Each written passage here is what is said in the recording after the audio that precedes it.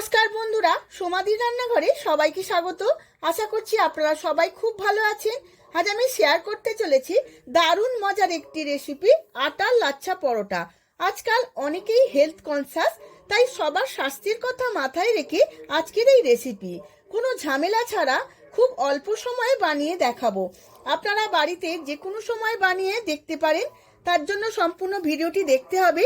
আমার চ্যানেলের নতুন বন্ধু হলে চ্যানেলটিকে সাবস্ক্রাইব করে পাশে থাকা বেল আইকনটি প্রেস করে রাখবেন, যাতে আমার সমস্ত রান্নার নোটিফিকেশন সবার আগে আপনাদের কাছে পৌঁছে যায়। আর ফেসবুক বন্ধুদের কাছে অনুরোধ পেজটিকে ফলো করার জন্য।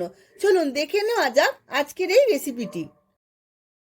এখানে আমি 500 গ্রাম আটা নিয়ে নিয়েছি।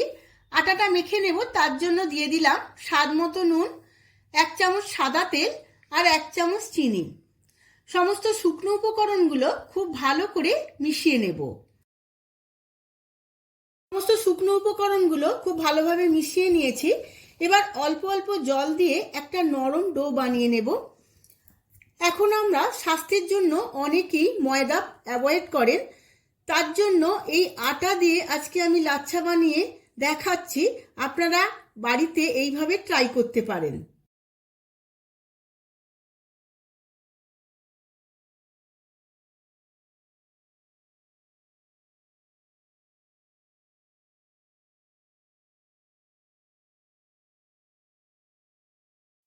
নরমও নয়, শক্তও নয়, একটা মাঝারি ডো বানিয়ে নিয়েছি।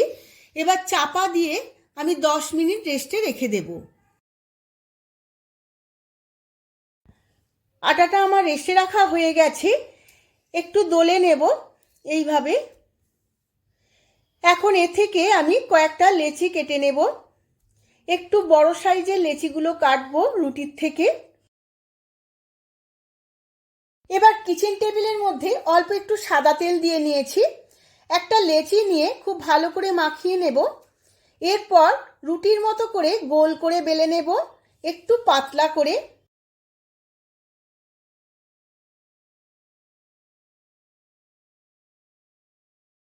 এইভাবে পাতলা করে রুটির মতো করে বেলে নিয়েছি। ওপর থেকে দিয়ে দেব সাদা তেল। খুব ভালো করে হাতে করে মাখিয়ে নেব গোটা রুটির মধ্যে। ওপর থেকে দিয়ে দেব কিছুটা ময়দা। ময়দাটাও আমি গোটা রুটির মধ্যে এইভাবে মাখিয়ে নিয়েছি। এবার পিৎজা কাটার দিয়ে লম্বা লম্বি করে সরু সরু করে কেটে নেব। আপনাদের যদি পিৎজা কাটার না থাকে, ছুরি দিয়েও কাটতে পারেন। এইভাবে যতটা পারবেন ততটাই সরু সরু করে কাটবেন। যত সরু সরু করে কাটা হবে, ততই লাচ্ছা পরোটা ক্রিস্পি এবং লাচ্ছাদার হবে। গোটা রুটিটা আমার লম্বালম্বি কাটা হয়ে গেছে। এবার একটা সাইড থেকে লম্বালম্বি ভাবে রোল করে নেব। রুটির যেই দিকটা তেল আর ময়দা দেওয়া আছে, সেই দিকটা ভেতর দিকে থাকবে।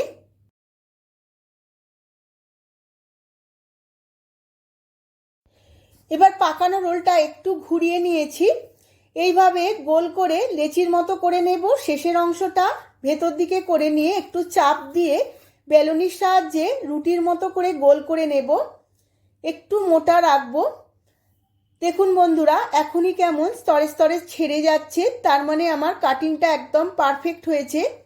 আমি আগে থাকতেই তাওয়া বসিয়ে নিয়েছিলাম। এবার লাচ্ছাটা একটু সেকে নেব শুকনো খোলায়।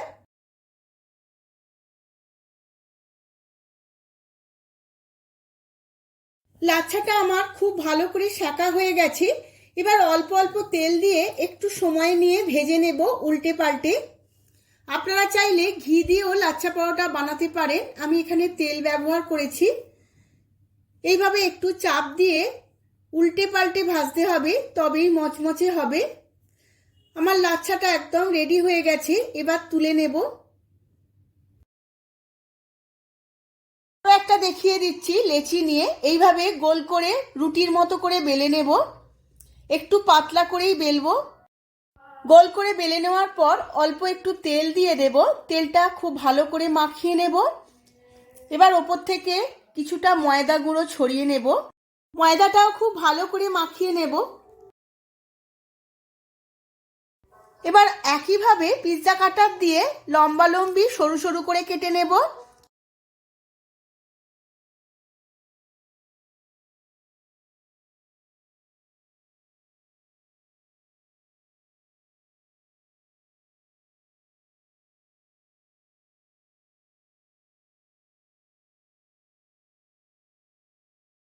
এবার কেটে নেওয়া রুটিটা এইভাবে লম্বালম্বি করে রোল করে নেব।